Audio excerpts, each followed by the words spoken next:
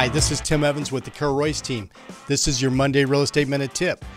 Our home sellers, often when we come out to see them, say, hey, I've got a window that's bad, or I got a couple of them that are bad. You can see the fog, you can see the haze between the windows. What do we do about this? That's an important issue that comes up in the home inspection. Before you go spend thousands of dollars replacing 3 or 4 or 5 windows, or maybe one even, look at the sills. Have TruView Window come out and look at it. Many times they can replace a sill for 30, 40, 50 bucks and save you a ton of money in the process. But here's the important thing is that you keep your home in escrow, keep that buyer right there with you, and keep that high price offer right intact. This is your Monday Real Estate Minute Tip. We'll see you next week.